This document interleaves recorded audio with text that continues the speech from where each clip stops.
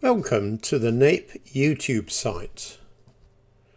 Now this site has produced 6 videos on the teaching of handwriting, and they're available from the playlist. The 2020 Teacher's Book is a radically updated version of Christopher Jarman's original guide of 1993, and so this video will complement the other 6 videos on the teaching of handwriting. This guide on the teaching of handwriting is useful because not only does it include information on the teaching of handwriting, but it also includes 40 practice pages. Now I'm going to take you for a whistle-stop tour through the guide so you can decide whether this will be a useful companion in the classroom and or staff room for the teaching of handwriting. Who was Christopher Jarman? Well, Christopher Jarman was a qualified Froebel-trained infant teacher, primary school teacher, head teacher, advisor and head of a university department. He was indeed a prolific author, producing handbooks on the teaching of handwriting alongside other educational texts, magazine articles and thrillers connected to his love of sailing. The introduction of the guide starts with a reminder that NAPE has the exclusive sale and publication of the Christopher Jarman scheme. This is followed by the history of writing, which provides a fascinating insight into teaching handwriting in schools in the Victorian era and in other countries such as Australia and America. The very early historical development of handwriting is also examined on pages 83 and 84, which includes the Sumerians and the Egyptians, and also a tree of handwriting development.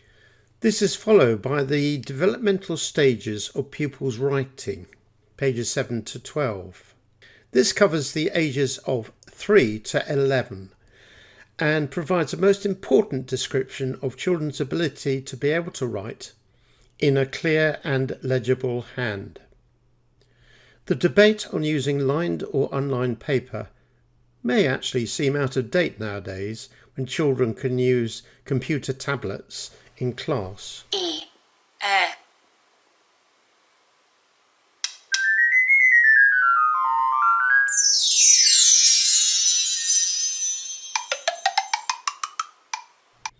But it must be stated that lined paper is an aid in writing correctly formed letters, so guidelines are crucial, and this is discussed on pages 15 and 16.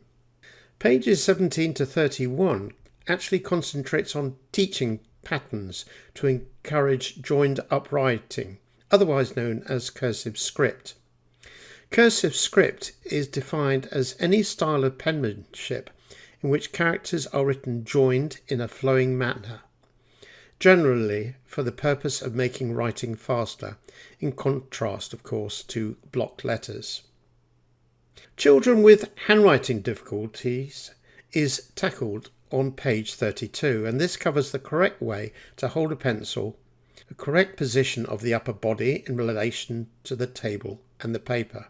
Children who write with their left hand or have an awkward way of holding their pencils are also covered in this section.